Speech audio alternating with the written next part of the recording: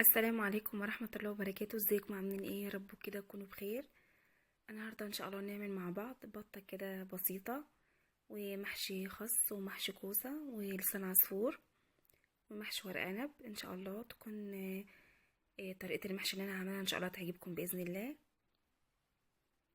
شايفين كده هو غدا بسيط كده سهل وجميل ولذيذ جدا. تعالوا نخش نشوف عملنا المحشيات الجميلة دي ازاي.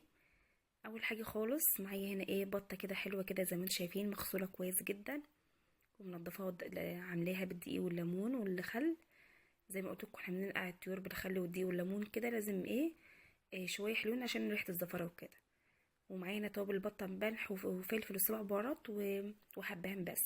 بالنسبه بقى للمحشي معايا هنا بصل وخضار. دي الحاجات بتاعت المحشي يعني. وهنعمل محشي ورق عنب ومحشي كوسه ومحشي خاص. انا عملت معاكم محشي الخاص قبل كده. ودي الطماطم بتاعت المحشي. البصل بقى ناخد نص الكمية للبطة ونص الكمية التانية هنحطها للمحشي وكده. هنبتدي بقى ان احنا نعمل البطة الاول. تعالوا بقى ما نشوف. هناخد نص كمية البصل كده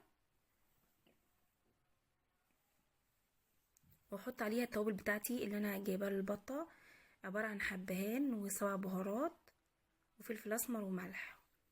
دعكيها كويس كده كده جدا. دي بتبقى الوصفة دي اسمها مرتة.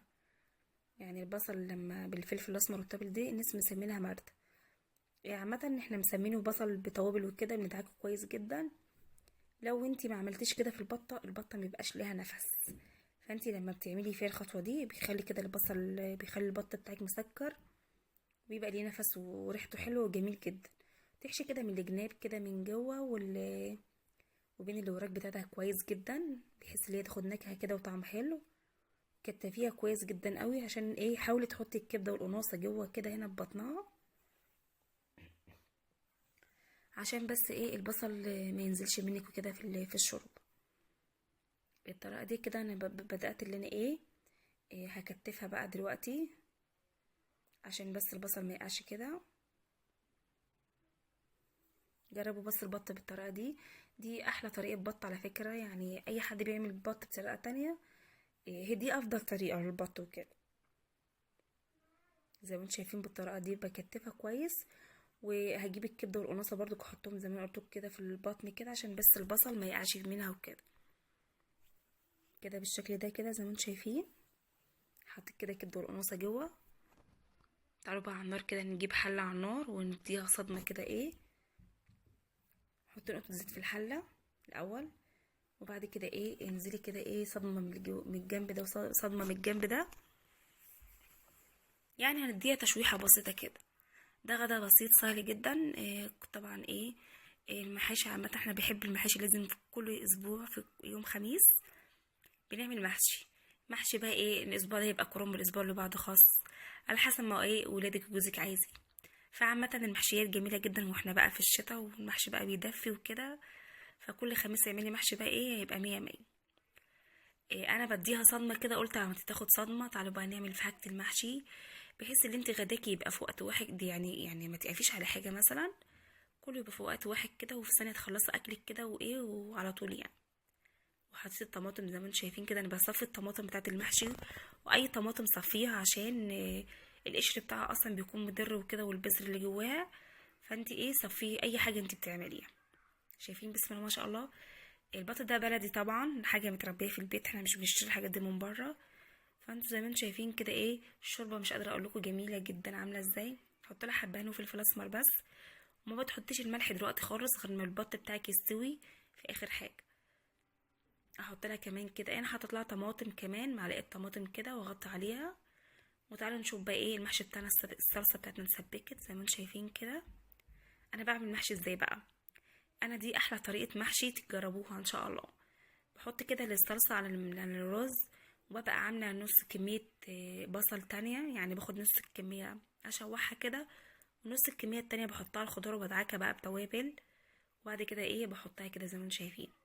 ال- المحشي بيحب الخضرة كتير. يعني لما تيجي تعملي محشي حطي شبت وبقدونس وخضار عشان يدي معاكي ألذ يعني ألذ، يعني تبقى طعمه حلو، تبقى طعم المحشي حلو جدا يعني. بالنسبة بقى لتوابل المحشي معايا هنا سبع بهارات وملح وفلفل كزبرة ناشفة وكمون وشطه. بس لو انتي عايزاه سبايسي شويه حط شويه شطه، ما مش بتحبيه حامي ما تحطش شطه وكده. وهقلب خلطتي كده كويس جدا. طريقه المحشي دي احلى طريقه تعمليها، بتبقى خلطه المحشي جميله جدا. لما تجربي الطريقه دي ان شاء الله تعجبك.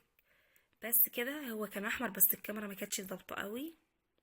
ده الخس، وده ورق العنب، ودي الكوسه. انا هعمل الكوسه والخس على فكره بيتعملوا في حله واحده بيبقى طعمهم حلو جدا. وهوريكم دلوقتي لما يتعملوا في حله واحده مش هيفرطوا رز على بعض ولا اي حاجه، وهيبقى مية مية. شوفوا الورق العنب احنا بنخزنه ازاي. ده ورق عنب بتخزن. انا بجيب مثلا تكون ورقه عنب كبيره لها يعني العنق بتاعها كبير، بحط واحده كده حوالين واحده زي ما انتم شايفين كده، وابتدي احطه في كيس وادخله في الفريزر من غير ما يتسلق ولا اي حاجه. ولما يطلع من الفريزر بحط ورق العنب في الميه وكده. كده انا جبت حله الامونيا. انا بحب اعمل المحشي في الحله الامونيا، يعني ما مش بحب اعمل ولا في صاج ولا في سيليستين ولا في اي حاجه خالص. زي ما انتم شايفين كده الحله الالمونيا بتاعتي نظيفه جدا، لان بغسلها بالصابون اللي انا بعمله في البيت، فبيخلي الحله الالمونيا حلوه جدا. تحشي كده المحشي زي ما انتم شايفين.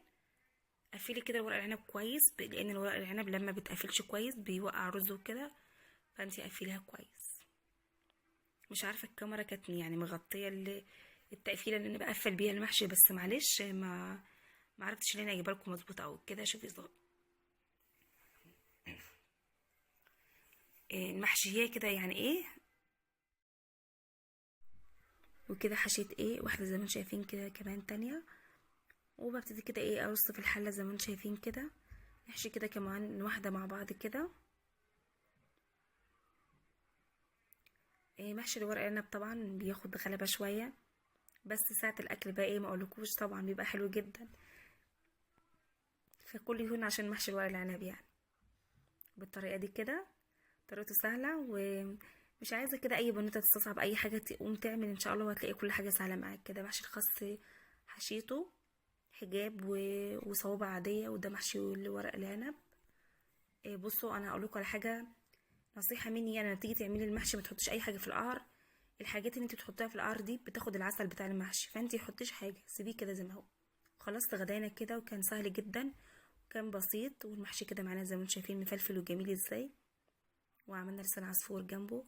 كان غدا بسيط جدا. اتمنى اللي هو يكون عجبكم وتجربوه ان شاء الله يعجبكم. ما تنسونوش بقى في اللايك والشير، واشتركوا في القناه وفعلوا الجرس عشان يوصلكم منك كل جديد. وزي ما انتم شايفين كده غدانا كان جميل جدا، ومع السلامه.